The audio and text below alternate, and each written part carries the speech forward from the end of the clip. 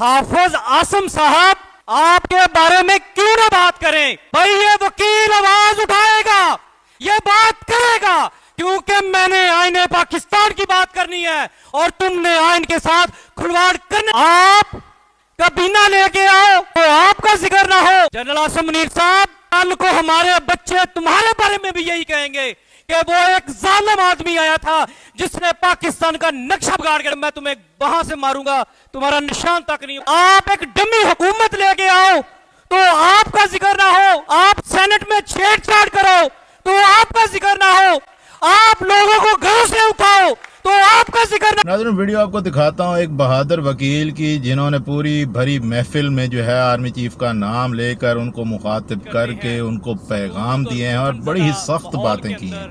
आइए आपको मुकम्मल वीडियो दिखाता हूँ, फिर इसकी जो तफसील है वो भी आपके सामने रखते हैं। उन जालिमों के खिलाफ जिनके बारे में बात करना अब गुनाह तस्वर होता है। 26वीं आईनी तरमीम सबको इल्म है, जिन्होंने ये 26वीं आईनी तरमीम का मसवदा पेश किया, जिनके कहने पे पेश किया, जिन्होंने पास करवाया, ये आम आदमी को खबर है।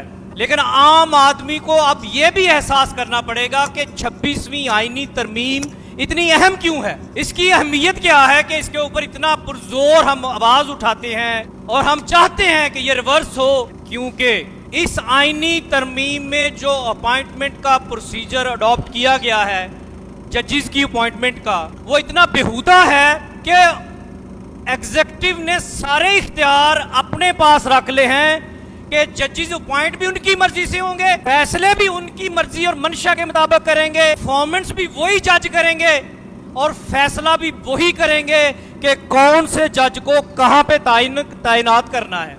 मतलब जिन्होंने हमारे बुनियादी हकूक का तहफ़्फ़ुज़ करना है। बदकिस्मती से मैं यहाँ जरूर ये बात करता जाऊंगा कि ये जो जजेस थे, बात करने में मुझे कोई रुकावट हायल नहीं है, ये भी बदकिस्मती से इनके अंदर भी इतना तकब्बराना रवैया आ गया था कि कभी कभी अगर ब्रॉडर प्रॉस्पेक्ट में ना सोचें, अगर मुल्क का ना सोचें, आइन का ना सोचें, तो यकीन करो दिल से निकलता कि इनके साथ अच्छा हुआ है।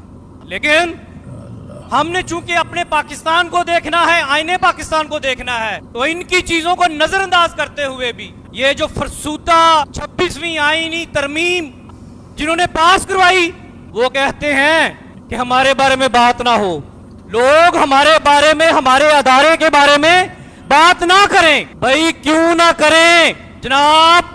इज्जत माप हर दिल अजीज हाफिज आसिम साहब आपके बारे में क्यों ना बात करें?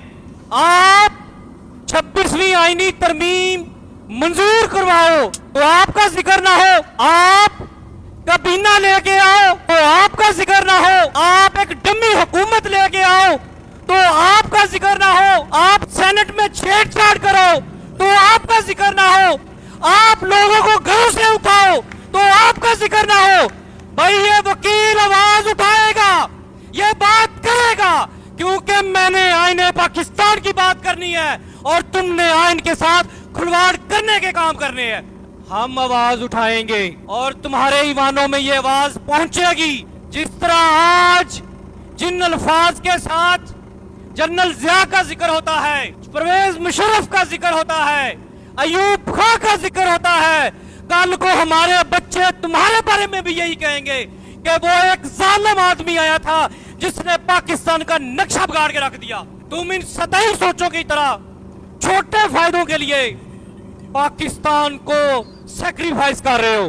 बहुत से चीफ ऑफ आर्मी स्टाफ आए, बहुत से इस तरह की सोच रखने वाले जो कहते थे कि मैं तुम्हें वहां से मारूंगा, तुम्हारा निशान तक नहीं हुआ, आज उनका निशान नहीं है। जनरल आसिम मुनीर साहब एक दिन टाइम निकालें, इस्लामाबाद जाएं, फैसल मस्जिद जाएं। मुर्दों के बारे में जो फौत हो गए मैं बात ही नहीं करना चाहता ज्यादा, लेकिन टाइम निकाल के जनरल जिया की कब्र पे भी जाओ और वहां देखो कि लोगों की क्या राय है उसके बारे में। लोग वहां पर दुआ नहीं मांगते, लोग तस्वीर नहीं उतरवाते।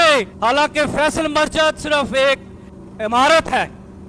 हमारी उकला कम्युनिटी, जनाब हामिद खान साहब, यकीन जानिएगा मैं प्रोफेशनल ग्रुप में बाय डिफॉल्ट आया हूं, बाय चॉइस नहीं। बाय डिफॉल्ट ये کہ جیسے مسلمان کے گھر مسلمان پیدا ہو تو وہ مسلمان ہوتا ہے، اسی طرح میرے استاد شفقت چوہان صاحب تھے تو میں پروفیشنل گروپ کا حصہ بنا، لیکن آج میں شکر ادا کرتا ہوں اس لمحے کا، یقین جانیے گا اس لمحے کا شکر ادا کرتا ہوں کہ جب میرے ذہن میں یہ آیا کہ میں شفقت چوہان صاحب کا آفس جوائن کروں، اور اس کی وجہ سے میں اس جگہ پہ ہوں جو ایک رائٹ پلیس ہے۔ آپ دوستوں سے سب سے یہ آپس میں بیٹھ کے بھی بات کریں، 26ویں آئینی ترمیم ہمارا حق کے بارے میں ہے، ہمارے حقوق کے بارے میں ہے، نہ یہ کسی پولیٹیکل جماعت کا ایجنڈا ہے، نہ یہ کوئی سیاسی ڈویژن ہے، صرف یہ ایک عام شہری کا معاملہ ہے جس کو ہم نے ریپریزنٹ کرنا ہے اور انشاءاللہ بھرپور طریقے سے کریں گے۔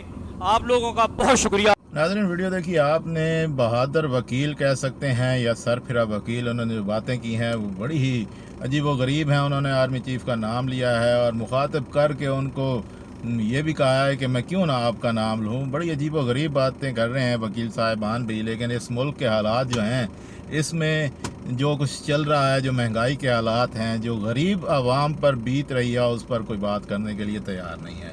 ایران امریکہ جنگ کا جو ثالث ہے وہ تو ہم بننے کے لیے تیار ہیں، لیکن عوام اور مہنگائی کے درمیان ثالث بننے کے لیے ہم تیار نہیں ہیں۔ بہت ہی عجیب و غریب باتیں ہیں، اور افغانستان کے ساتھ ہمارے حالات ٹھیک نہیں ہیں، ایران کے ساتھ بھی کوئی اتنے اچھے تعلق ہمارا نہیں ہے جس کو سٹینڈرڈ یا کوئی بہت ہی آئیڈیل تعلق کہا جا سکے، اور بھارت کے ساتھ تو ویسے ہی آپ کو پتہ ہے کہ پاکستان کی جو ہے وہ کھٹ پٹ چلتی رہتی ہے۔ تو کہنے کا مقصد یہ ہے کہ کچھ بھی بہتر نہیں ہے اس ملک میں، جو ہے سب کچھ خرابی کی طرف ہی جا رہا ہے۔ انویسٹمنٹ آپ دیکھیں تو وہ پاکستان میں آنے کے لیے تیار نہیں ہے، الیکشن ہم فیئر اینڈ فری کروا نہیں سکتے، جس کا حق بنتا ہے اس کو ہم کرسی پر بٹھا نہیں سکتے، الیکشن پر دھاندلی پہ دھاندلی۔ پہلے آپ نے جو ہے جنرل الیکشن میں وہ جو ہے وہ دھاندلی کی، فارم 47 کی حکومت بنائی، اور پہلے بھی ہوتی رہی ہوگی دھاندلی، لیکن اب تو بالکل ہی ایکسپوز ہوتے جا رہا ہے سب کچھ۔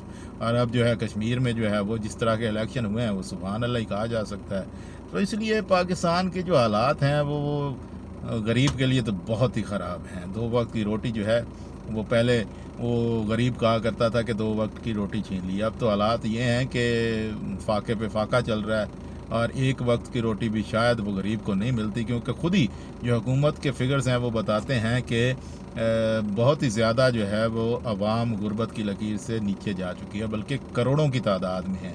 30%، 29 سے 30% عوام جو ہے وہ غربت کی لکیر سے نیچے ہے۔ تو پھر پاکستان میں جو مڈل کلاس ہے وہ تو تقریباً ختم ہی ہو چکی ہے، اب تو صرف غریب اور امیر کے 2 طبقے رہ گئے ہیں پاکستان میں۔